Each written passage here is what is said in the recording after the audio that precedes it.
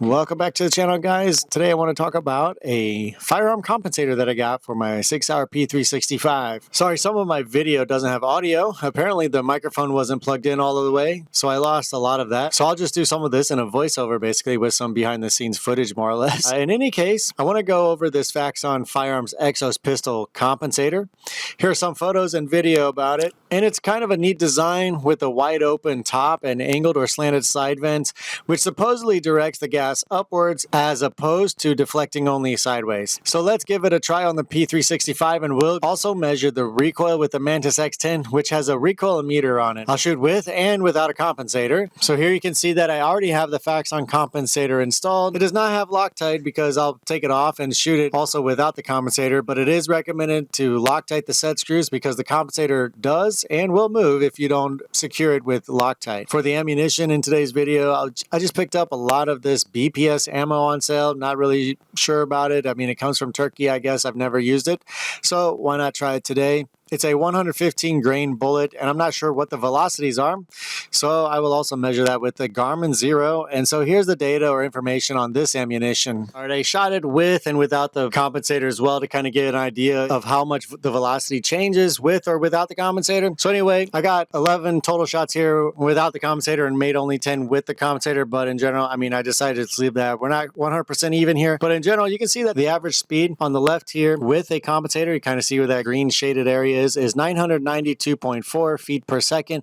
And without the compensator, you get a little bit more at 1003.7 feet per second. But you know, that's like just a 10 feet per second difference. I think it's quite negligible and you're not really going to notice or feel that anyway. There you can also see, if you're interested, all of the individual shot speeds, averages on that, the kinetic foot-pounds, power factor, spread, standard deviation, things like that. But just to note, this ammunition velocity was tested out of a 3.1-inch barrel basically on August 31st here in Indiana, which the weather was, more or less kind of, average, maybe in the 70s with, 50% humidity, something like that, in case people are interested in those details. So to finalize, guys, this thing works really good. You can kind of see how this angle here is directing all of the gas to the sides and up. And when I was shooting, I could just see like all of this cloud of dust and everything like that. Maybe I'll show you guys that as well. But it definitely is working. It's really helping the recoil actually on this gun here, especially it being a micro compact.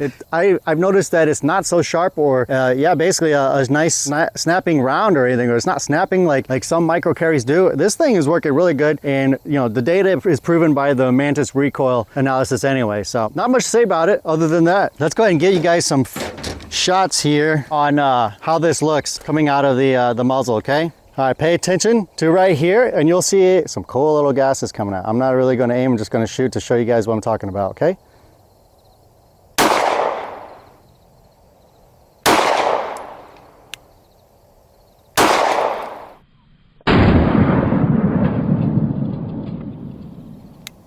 some cool sparkles there. Okay, so what I want to do next actually is show you guys a slow motion analysis of with and without the compensator here. So let's go ahead and do that, and then you guys can visually see also, along with the recoil data from Mantis X10, how this is looking and how much improvement you're going to get.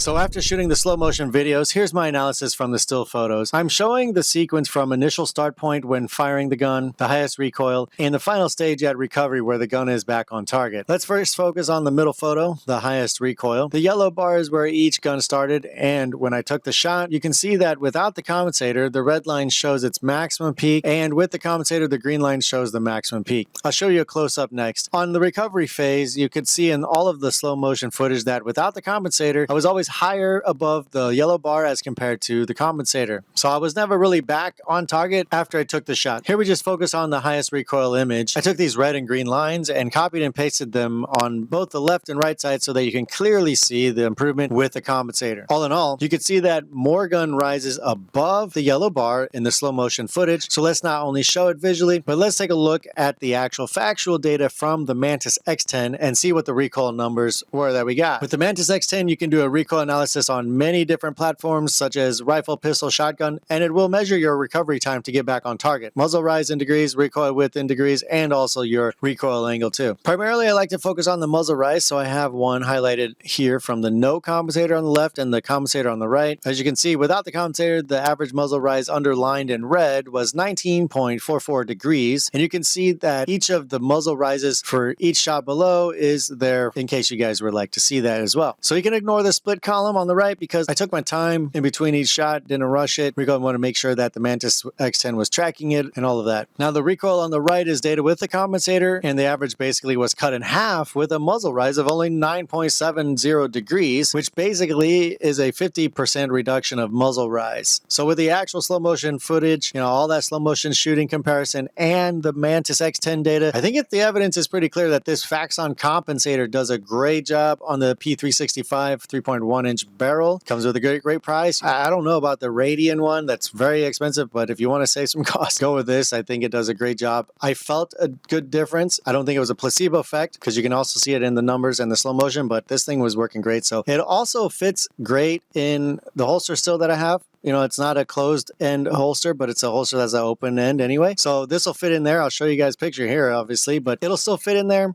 No big changes. I don't feel it. I wear an appendix, but I don't feel it digging into me at all. So I'm really happy that this still actually fits very good. And so after having it Loctite and everything, this is going to be part of the permanent rotation. I'll probably shoot some more with a 147 grain or something that's closer to what I shoot hollow points on. So that way I can be totally confident that I'm not going to need to change the recoil or spring or anything like that. But I think it's going to be fine and it shoots great. So if you guys have any questions, let me know down in the comments section. If you have any feedback, let me know as well. We'll see you guys in the next video. Thanks a lot. The apocalypse.